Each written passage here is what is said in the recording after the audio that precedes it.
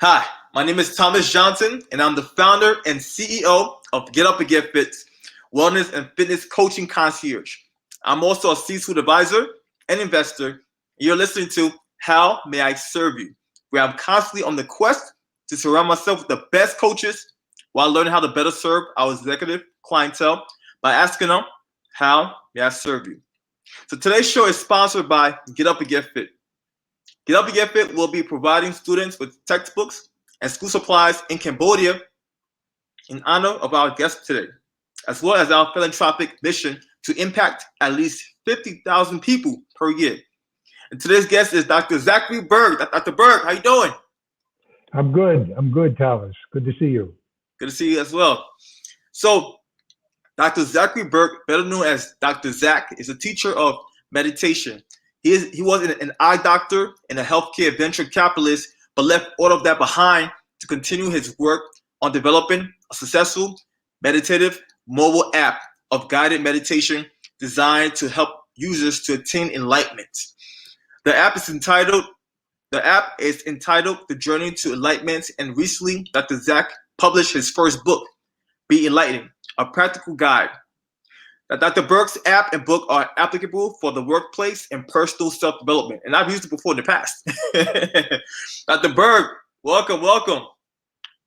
Thank you. It's a pleasure being with you, and it's a real honor. So thanks for giving me this opportunity.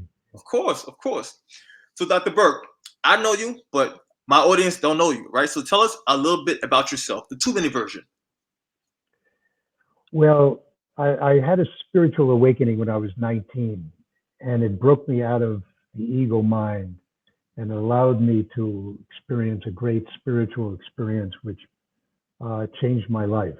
I was depressed and suicidal, and a friend of mine told me about and was explaining to me about a reality that was different from the one that I was experiencing, which was one filled more with love and peace and compassion. Okay. And as he described that, I had a breakthrough, and that created a spiritual pattern or series of experiences throughout my life where I've been working on developing different ways to create peace in the world, which is obviously a pretty large concept. And that brought me to my work on meditation. That's why I put aside my eye doctoring and my venture capital, because I had discovered a method of meditation that had just amazing effects on people. And that's what I'm totally focused on bringing to the world now. Wow. Just the fact that you left your eye doctor work and being a venture capitalist, you left all of that aside to pursue this new career as a meditation specialist. That's actually very, very profound right there. So how long have you been in this space? Well, to develop the meditations, and I have 150 hours of guided meditations, took me about 5 years. So I that's all I did for 5 years was work on developing the journey to enlightenment. And then the last year and a half was spent writing the book, Be Enlightened, a practical guide, learning the essential skills to save our planet. Okay.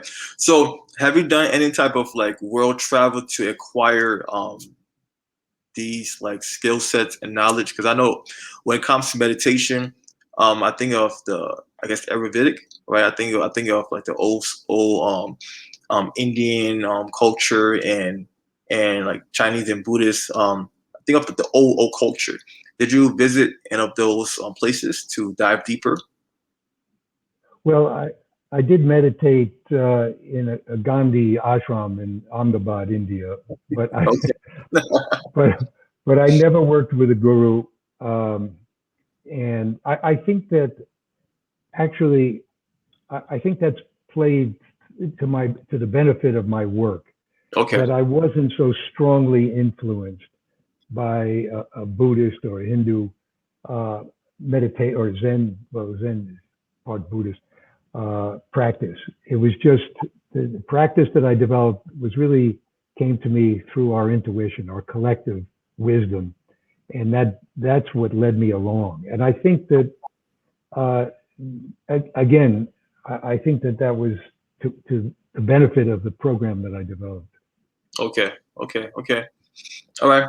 So as an executive, let me say that, Thomas, that I think that, and this is been hard for some people to swallow, but I feel that the established meditations are limited in a lot of their ways. Mm-hmm. And it's one of the reasons that the sort of the average or the regular meditator only gets so far in their meditative experience, or the experience or how significant the meditation affects their lives. And I've developed what I think is a unique program, and it's having effect that is much greater than what you usually expect from just regular meditation. Got it. Okay. So Dr. Zach, before we even dive further into that arena, tell us a little bit more about yourself. Like, where are you from? Like how you got started. I mean, where you from? I'm from the Bronx. Okay, Boogie Down Bronx. I'm a Bronx street kid. Yeah. There we go. All right. So a fellow New Yorker right here. Okay. So yes. A person from the Bronx going towards the meditation arena. That's a story right there. I want to hear about that story. How does a person being raised in the Bronx get to become Dr. Zachary Berk? Well, it's a good question. I dedicated my book, Be Enlightened, A Practical Guide, to my mother. Okay. She was a social activist. She actually, in her late 70s, early 80s, she was the chief financial officer for the Gray Panthers. It was an activist, radical, progressive group of senior citizens. Okay. And she was an activist all her life. And her main focus, and what she taught me and my brother, was that you really need to care for the downtrodden, people who needed the most care. And that's why I respect the work that you do and how you're focused on helping people in the world who need our help more than anybody. And that's what she taught me. So she gave me a spirit of love and compassion. And it was through that compassion and that sense of compassion that allowed me to take that spiritual awakening that I described earlier and applied it to helping people, taking the experiences and skills that I learned and trying to find a way to maximize my insights and breakthrough experiences. And that's what I've been experimenting all my life. Some of it was political. I tried that out to see how far that could take. Mm-hmm. I developed a Gandhian peace movement in Madison, Wisconsin in 1967, right before the Summer of Love. I was promoting love prior, in that spring. Yeah. Created a be-in where 5,000 people showed up, and a be-in there was a sit-in, and this was a be-in. This was to be. To be. And you were celebrating and demonstrating the wonder and beauty of the human spirit. And 5,000 people showed up in Madison on an event that I had organized. So it was like one series of experiments until I finally got to meditation. I tried all kinds of things, and then they only went so far. But it was when I was left all by myself, and I had to figure out what can I do just by myself. Okay. And I had a recorder and the computer, and I used my walk-in closet as a studio, and I started making the meditation. So it almost like it became, I found my way through less rather than more. Okay. I like that.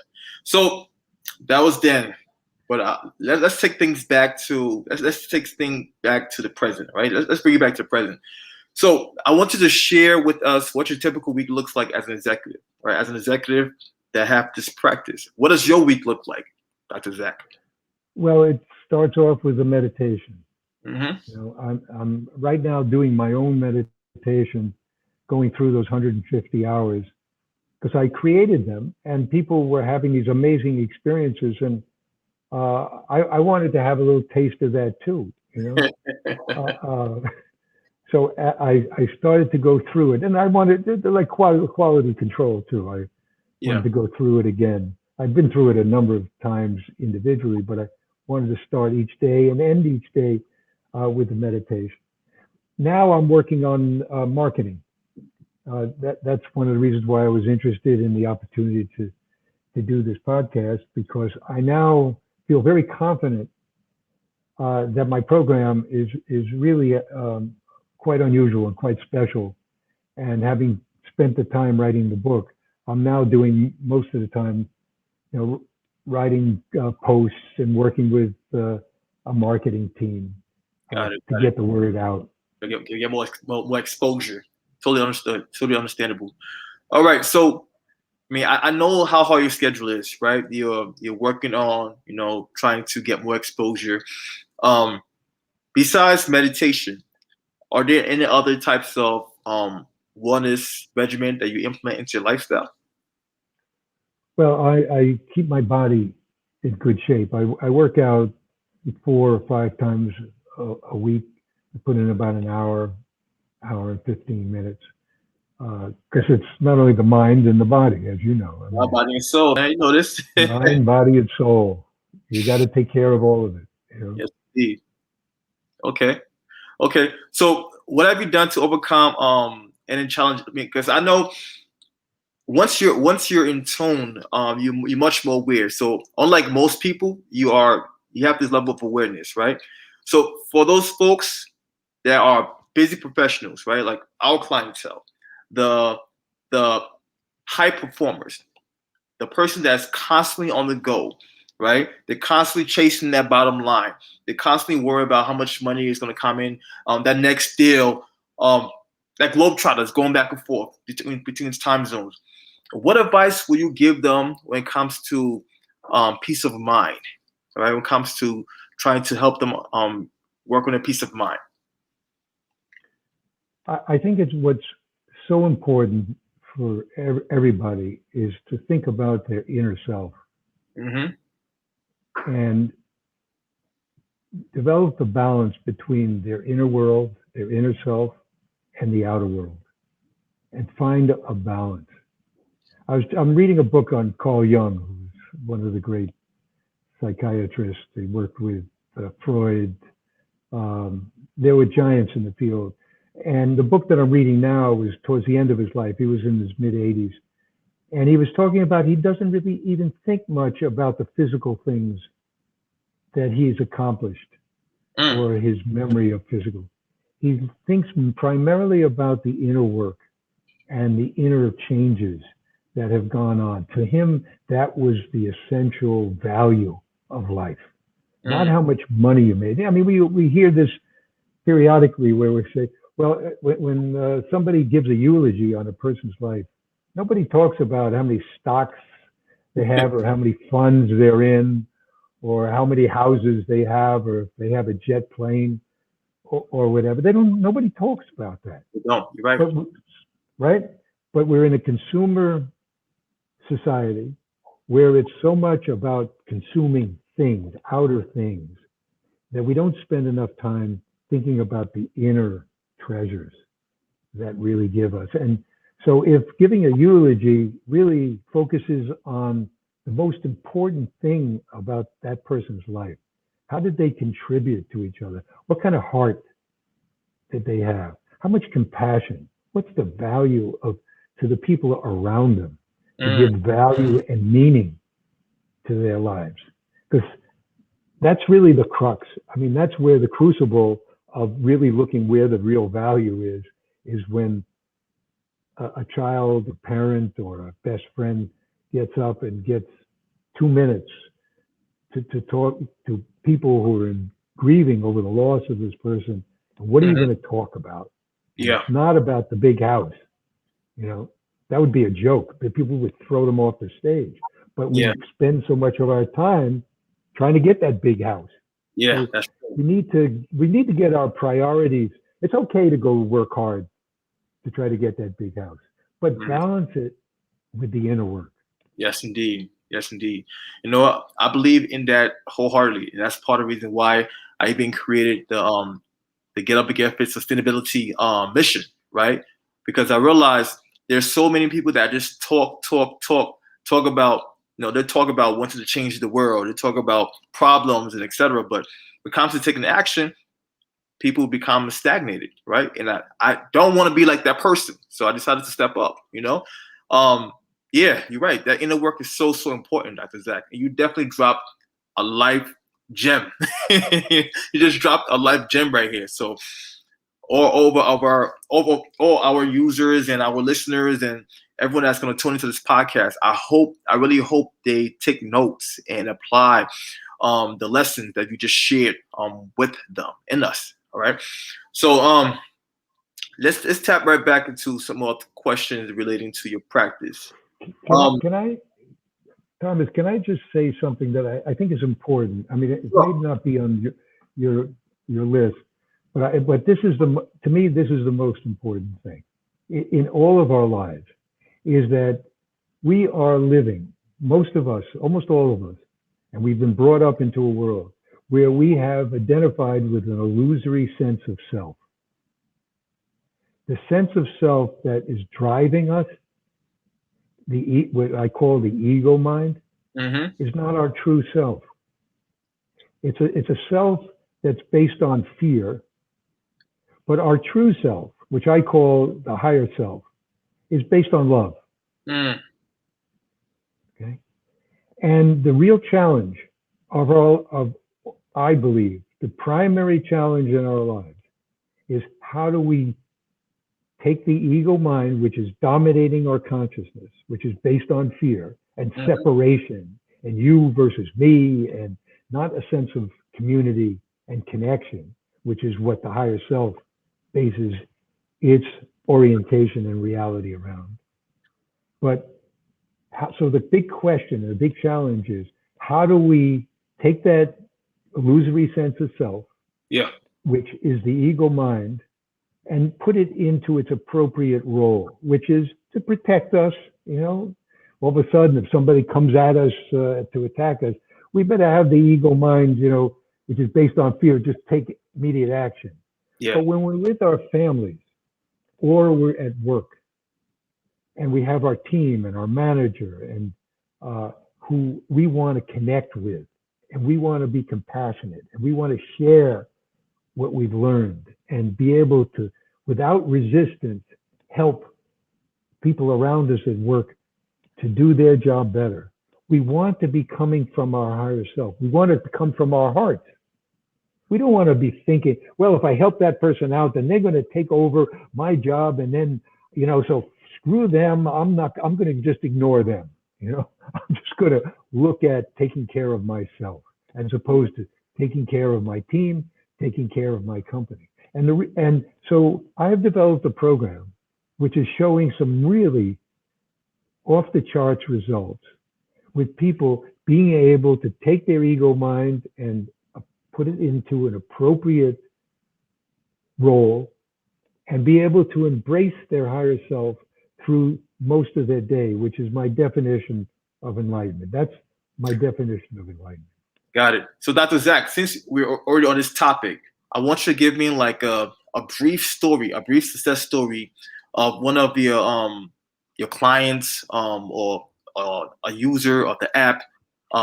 Share a story basically highlighting how your app has helped them overcome negative habits or just a negative mindset. I would like to hear that story right there. Okay, so one of my students about 2.5 years ago was in a group of students I was working with, and about 5 months, and she was suicidal. Okay. She was bereft. I mean, she had it with her life, and she started the program and started doing the meditation, and there was a lot of repetition in the beginning, and she was struggling with that. But 5 months into the program, she came to me and she said that she was in a state of peace, Mm. that her life had completely become transformed. She was having love, experiencing love with her family. She's a teacher, and she was having great insights on how to get their students to make breakthroughs and understand how to tackle difficult situations, much more so than ever before. Okay. And I was like blown away. And I said, my God, one of my students has become enlightened. I mean, this was like a consistent experience. That's when I changed the title of my app from HappCo Mindfulness Journey to the Journey to Enlightenment, because of her. And then I wrote the book, Be Enlightened, again, because I started to see more of my students experiencing an enlightenment. And so I kept having dinner with her month after month because I wanted to see what was going to happen to her. I mean, this was this was like a clinical trial. I mean, like, this is like, what a dream. And so I kept having dinner with her, and then we sort of just, I got caught up on writing the book, and I was like completely consumed by that.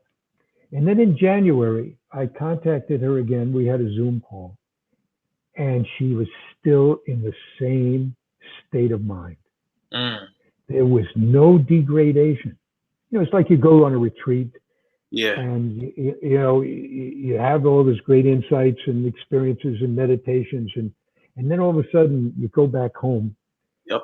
And within a few days, it's such a short half-life, right?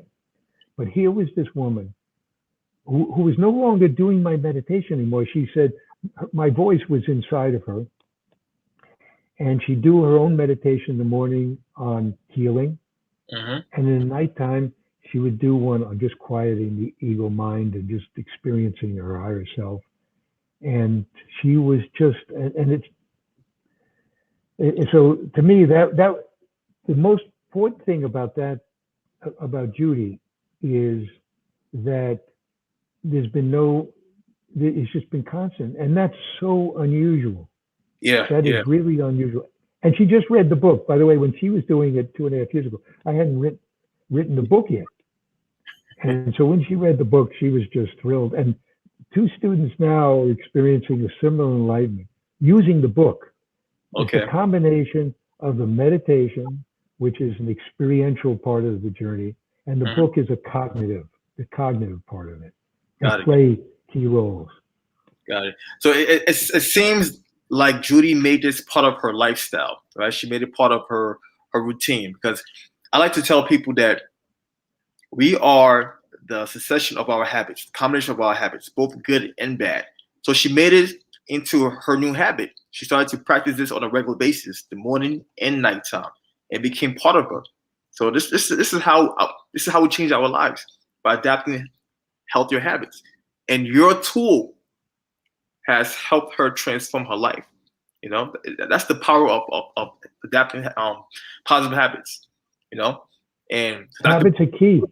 Kudos to you, man. If you don't have habits, you're done. I mean, I can hear.